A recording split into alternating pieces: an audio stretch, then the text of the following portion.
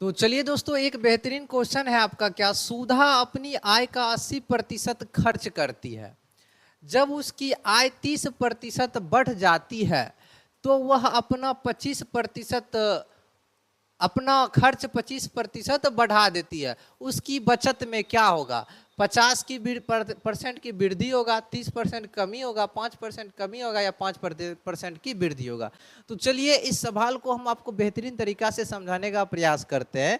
तो देखिए, जब भी प्रतिशत में खर्च बचत आय वाला क्वेश्चन आए तो एक बात याद रखना है कि सर जो आय बराबर जो होता है वो क्या होता है? खर्च प्लस बचत होता है। खर्च प्लस बचत होता है, इसको समझिएगा। जैसे हमारे पास कि हम कहते हैं 20 गो रुपया खर्चा कर दिए, अब 20 गो रुपया बचा के रखने हैं। तो हमारा शुरू में क्या रुपया था? आप कहिएगा 40 गो रुपया सर था ना।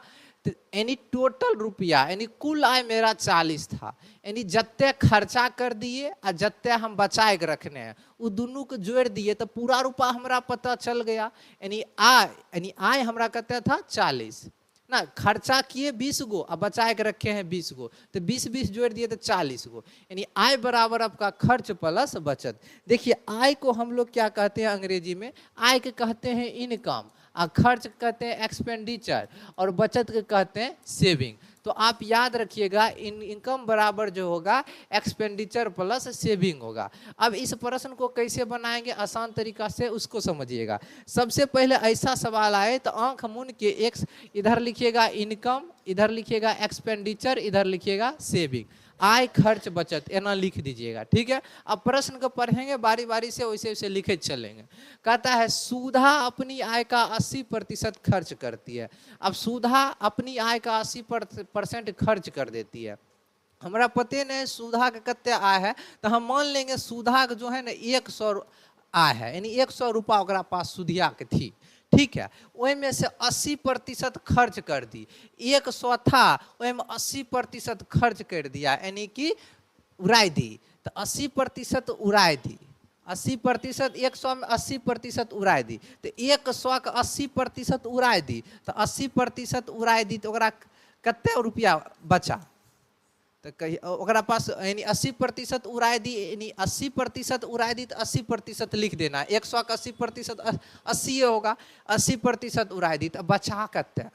100 रुपया था, 80 रुपया खाए ली कुछ हो, तो बचल होगा 20 गो, तो इनमें 20 एना के लिख देना सेविंग में, यानी सेविंग में 20 रुपया बचल है। इतने क्लियर है। अब आगे भागते हैं। कहता है जब उसकी आय 30% बढ़ जाती है। अब सुधा दीदी की आय 30% बढ़ जाएगी। 100 आय था और सुधा दीदी की 30% आय बढ़ा देना है। तो बताइए 100 के 30% आपको बढ़ाना है।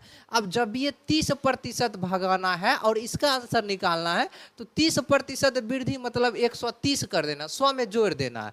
तो 100 था और 30% वृद्धि, डायरेक्ट आंसर के लिए 130% कर निकाल लेंगे। 130% मतलब नीचा में 100, तो 100 कट गया, कितना हो जाएगा? 130, यानी 130 होगा। 100 आय था 30% की वृद्धि हुआ तो 130 रुपया हो गया। 100 हमारा पास रुपया रहे और 30% हम अपना रुपया में वृद्धि कर देवे तो 130 न होते। तो अब हमार आय हो गया 130। उसके बाद तो वह अपना खर्च 25% बढ़ा देती है। अब जैसे सुधा दीदी की 30% आय बढ़ा तो वो अपना अब खर्च बढ़ा देती है। अब हमारा पास रुपया हो गए तो अब हम खर्च बढ़ा देवे, तो खर्च 25% बढ़ा देती है। तो अब खर्च था 80 और 25% बढ़ा देना। 80 था अब 25% बढ़ाना है। डायरेक्ट आंसर के लिए 25% बढ़ा, जब बढ़ा तो 100 में जोड़ देना, कमी मतलब 100 में घटा देना। तो 100 में 25 जोड़ दीजिए तो 125%, तो 125 बट्टा 100, ठीक है। अब खर्च कितना बढ़ा है? 25%, तो हो जाएगा कितना? 100 रुपया। पहले ऐजा बात बुझाया, ऐजा बात बुझाया, इसको पहले मिटा देते हैं। फिर समझिए 100 रुपया था सुधा दीदी, और आय में वृद्धि हो गया 30%, 130 हो गया। जब ऐसा हुआ तो अपना खर्च 25% बढ़ा देती है।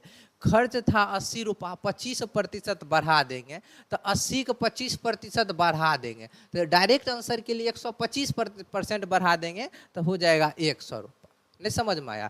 देखिए 80 का हमें कितना बढ़ाना है तो कहिएगा सर 25%, शॉर्ट में बताइए। 25% मतलब 25/100, 25 कम 25, 25 चौके 100 और 4 दूनी 8, 20 रुपया बढ़ा है ना। तो फिर 80 में 20 जोड़िएगा तो 100 आएगा। हम वह ट्रिक्स बता दिए कि आपको 25 पर बढ़ाना है तो डायरेक्ट 125 कर निकाल लीजिए। 125/100, 25 पंच 100, 25 चौके 100, 4 दूनी 8, 20 पंच 100 तो हो जाएगा उसका खर्च कितना 100। आप ही समझिए अब 130 रुपया है सुधा दीदी के पास, खर्चा कर दी 100 रुपया, 100 रुपया खर्चा कर दी तो बचाए क्या रखने होगा? तो कहिए बचाए कि 30 गो रुपया रखने होगी नहीं। 130 था, 100 खर्चा कर दी तो बचल 30 न होगा। नहीं समझ में आया? बचा हुआ 30 गो रुपया होगा। तो कहा है कि तो उसकी बचत में कितने प्रतिशत के वृद्धि हुआ? पहले बचत करती थी कितना 20 रुपया का बचत करती थी, 20 का, अब बचत कर रही 30 रुपया का। कत्तेक रुपया में वृद्धि हुआ? सर रुपया में वृद्धि जो हुआ है कितना का वृद्धि हुआ?